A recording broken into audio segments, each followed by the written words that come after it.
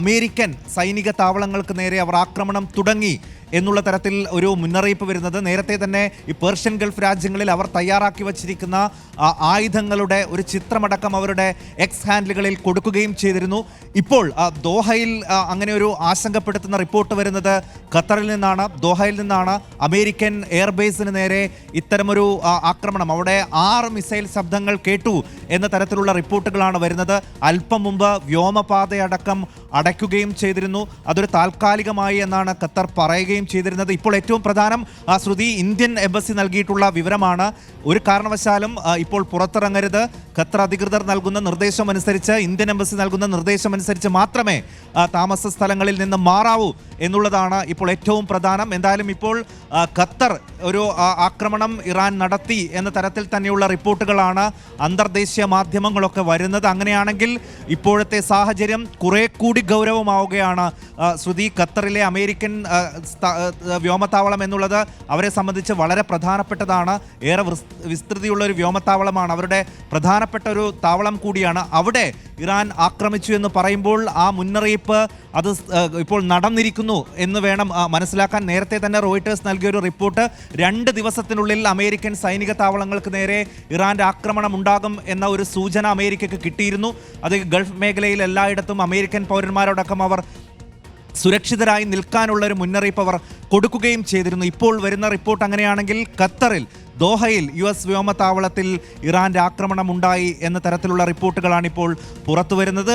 കുറെ കൂടി ആശങ്കപ്പെടുത്തുന്ന രീതിയിലേക്ക് നിലവിലെ സാഹചര്യം പശ്ചിമേഷ്യ മാറുകയാണ്. നമുക്കറിയാം മലയാളികളടക്കം ഒരുപാട് ആളുകൾ ഉള്ളതാണ്. എന്തായാലും നിലവിൽ ഒരു വലിയ അറ്റാക്ക് ഉണ്ടായി എന്ന തരത്തിൽ റിപ്പോർട്ടുകളില്ല. ഇന്ത്യൻ എംബസി അടക്കം നൽകുന്ന നിർദ്ദേശങ്ങൾ പാലിച്ചുകൊണ്ട് സുരക്ഷിതമായി തന്നെ താമസ സ്ഥലങ്ങളിൽ ഇരിക്കുക.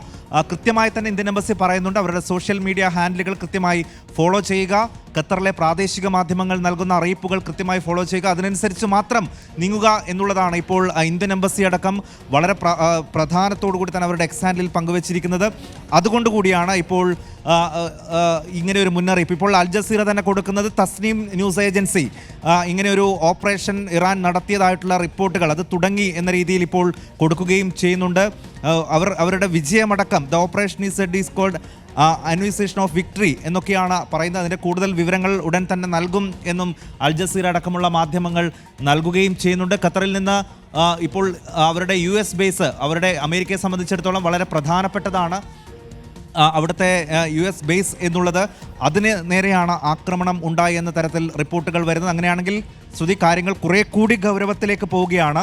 അതായത് നമ്മൾ നേരത്തെയൊക്കെ പറഞ്ഞിരുന്നത് ഇസ്രായേലിലേക്ക് ആക്രമണം ഉണ്ടായാലും അമേരിക്കയ്ക്കെതിരെ ഒരു ആക്രമണം ഉണ്ടാവുകയാണെങ്കിൽ അമേരിക്ക തന്നെ കഴിഞ്ഞ ദിവസം ട്രംപ് പറഞ്ഞതാണ്, തങ്ങൾ ഫോർദോ ആണവ നിലയം ആക്രമിച്ചതിന് ശേഷം ഇത് ഞങ്ങൾ അവസാനിപ്പിച്ചു, ഞങ്ങളുടെ വിമാനങ്ങളും ആയുധങ്ങളും അമേരിക്കയിലേക്ക് മടങ്ങിയെത്തി എന്നുള്ളത്. ഏതെങ്കിലും തരത്തിൽ അമേരിക്കൻ സേനയ്ക്ക് നേരെയോ അമേരിക്കൻ സ്ഥാപനങ്ങൾക്ക് നേരെയോ ഇറാൻ തിരിച്ചടിച്ചാൽ ഇറാൻ്റെ സർവനാശമായിരിക്കും ഫലം എന്ന് അമേരിക്ക ആവർത്തിച്ച് പറഞ്ഞിരുന്നു.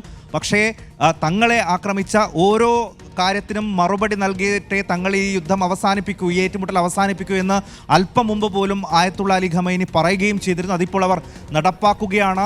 ഇസ്രായേലിലേക്ക് മാറ്റി അവർ ലക്ഷ്യം അമേരിക്കയ്ക്ക് നേരെ, അമേരിക്കൻ സേനാ താവളങ്ങൾക്ക് നേരെ. അവരെ സംബന്ധിച്ചിടത്തോളം ഇപ്പോൾ ഏറ്റവും അടുത്ത് അമേരിക്കൻ താവളങ്ങളെ ആക്രമിക്കുക എന്നുള്ളതാണ്. നേരിട്ട് ഇസ്രായേലിനെ ആക്രമിക്കുന്നതിനേക്കാളും ഇറാന് ചുറ്റുമുള്ള ഗൾഫ് രാഷ്ട്രങ്ങളിലേക്ക്, പ്രത്യേകിച്ച് ഖത്തറിലടക്കമുള്ള അവരുടെ സൈനിക താവളങ്ങൾ ആക്രമിക്കുക എന്നുള്ളതാണ് ഇറാനെ സംബന്ധിച്ച് ഇപ്പോൾ ഏറ്റവും അടുത്ത് അതവർ നടത്തിയിരിക്കുന്നു എന്നുള്ളതാണ്.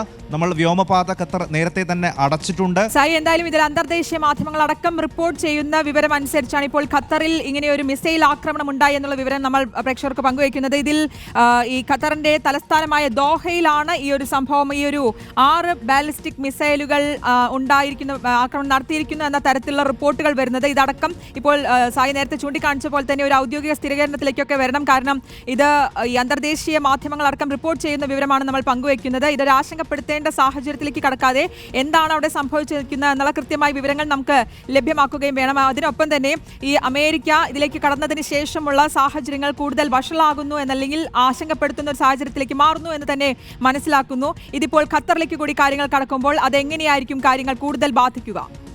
തീർച്ചയായും ഇത് കാര്യങ്ങൾ കുറെ കൂടി കൈവിടുന്ന രീതിയിലേക്ക് മാറുകയാണ് ശ്രുതി. കാരണം അമേരിക്കൻ താവളങ്ങൾക്ക് നേരെ നേരിട്ട് ഇറാൻ ഒരു മറുപടി നൽകുന്നു എന്ന് പറയുമ്പോൾ ഇതൊരു വലിയ യുദ്ധത്തിലേക്ക് തന്നെ പോവുകയാണ്. അതായത് നേരത്തെ ഇസ്രയേൽ ഇറാൻ ഏറ്റുമുട്ടൽ എന്നുള്ള രീതിയിലാണ് കാര്യങ്ങൾ ഉണ്ടായിരുന്നതെങ്കിൽ ഇപ്പോൾ അങ്ങനെയല്ല. അമേരിക്കയുടെ താവളങ്ങൾക്ക് നേരെ പോലും ആക്രമണം ഇറാൻ നടത്തുന്നു എന്ന് പറയുമ്പോൾ അവരുടെ മറുപടി കുറെ കൂടി കടുപ്പിക്കുകയാണ്. ഇപ്പോൾ ഖത്തറിലെ US സേനയെ ലക്ഷ്യമിട്ടതായി എന്നുള്ള ഇത് ഇറാൻ തന്നെ സ്ഥിരീകരിക്കുന്നതായിട്ടുള്ള റിപ്പോർട്ടുകൾ വരുന്നു. Operation GLAAD rising of victory എന്നാണ് അവർ അതിന് പേരിട്ടിരിക്കുന്നത്. അൽ ഉദൈദ് വ്യോമത്താവളം, അതായത് അമേരിക്കയെ സംബന്ധിച്ച് ഖത്തറിലെ അവരുടെ പ്രധാനപ്പെട്ട വ്യോമത്താവളമാണ്. വലിയ സൈനിക സന്നാഹമാണ് അവിടെയുള്ളത്.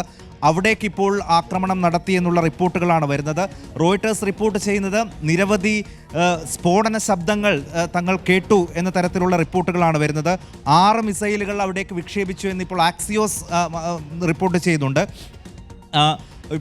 ഇത് നേരത്തെ തന്നെ US സേനയ്ക്ക് നേരെ ആക്രമണം ഉണ്ടാകും എന്നുള്ളത് ഫോക്സ് ന്യൂസ് അടക്കമുള്ള അന്തർദേശീയ മാധ്യമങ്ങൾ നേരത്തെ തന്നെ റിപ്പോർട്ടും ചെയ്തിരുന്നു. BBC അടക്കം ഇങ്ങനെ ഒരു ആക്രമണത്തിന് ഇറാൻ ഒരുങ്ങുന്നതായിട്ടുള്ള റിപ്പോർട്ടുകൾ നേരത്തെ തന്നെ ഒരുക്കുകയും മിസൈൽ ലോഞ്ചറുകളടക്കം ആ ഭാഗത്തേക്ക് ലക്ഷ്യമാക്കി നീക്കുകയാണ് എന്നതടക്കമുള്ള കാര്യങ്ങൾ റിപ്പോർട്ട് ചെയ്യുന്നുണ്ട്. അപ്പോൾ എന്ത് തന്നെയായാലും ഇപ്പോൾ നമുക്ക് വരുന്ന അന്തർദേശീയ മാധ്യമങ്ങളിൽ നടക്കം വരുന്ന റിപ്പോർട്ടുകൾ വലിയ രീതിയിൽ അവിടെ ആക്രമണം ഉണ്ടായി എന്ന തരത്തിലാണ്. പല ആളുകളും ഇപ്പോൾ ഖത്തറിൽ നിന്നടക്കമുള്ള മലയാളികൾ ഇത്തരത്തിൽ സ്ഫോടന ശബ്ദം കേട്ടതായിട്ടുള്ള ഫോൺ വഴിയൊക്കെ അറിയിക്കുകയും ചെയ്യുന്നുണ്ട്. നിലവിൽ സുരക്ഷിത സ്ഥാനത്ത് തന്നെ കഴിയുക എന്നുള്ളതാണ് ഇപ്പോൾ മലയാളികളോടടക്കം നമുക്ക് പറയാനുള്ളത്. ഇന്ത്യൻ എംബസി തന്നെ ഇപ്പോൾ അത് കൃത്യമായി പറയുകയും ചെയ്യുന്നുണ്ട്. ഒരു കാരണവശാലും ഇപ്പോൾ പുറത്തിറങ്ങരുത്.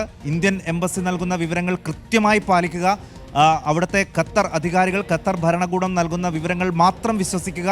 അവർ നൽകുന്നതിനനുസരിച്ച് മാത്രം മൂവ്മെൻറ്റ്സ് നടത്തുക എന്നുള്ളതാണ്. സുരക്ഷിത സ്ഥാനങ്ങളിൽ എവിടെയാണോ താമസിക്കുന്നത് അവിടെ സുരക്ഷിതമായി തന്നെ ഇരിക്കുക എന്നുള്ളതാണ്. ഇപ്പോൾ അമേരിക്കൻ നാവൽ ബേസിന് നേരെ മാത്രമാണ് ഇങ്ങനെയൊരു ആക്രമണം നടന്ന തരത്തിലുള്ള റിപ്പോർട്ടുകൾ വരുന്നത്.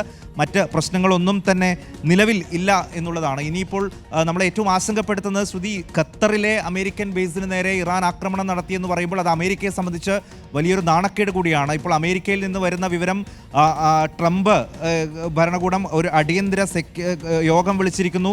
അവർ കാര്യങ്ങളൊക്കെ മോണിറ്റർ ചെയ്യുകയാണ് എന്നാണ്. മുതിർന്ന പ്രതിരോധ രഹസ്യാന്വേഷണ ഉദ്യോഗസ്ഥരുമായിട്ടൊക്കെ ഇപ്പോൾ ട്രംപ് കൂടിക്കാഴ്ച നടത്തുകയാണ്. ഡൊണാൾഡ് ട്രംപ് ഒരു അടിയന്തര യോഗം അമേരിക്കയിൽ വിളിച്ചിരിക്കുന്നു ഈ സ്ഥിതിഗതികൾ നോക്കാൻ എന്നുള്ളതാണ്.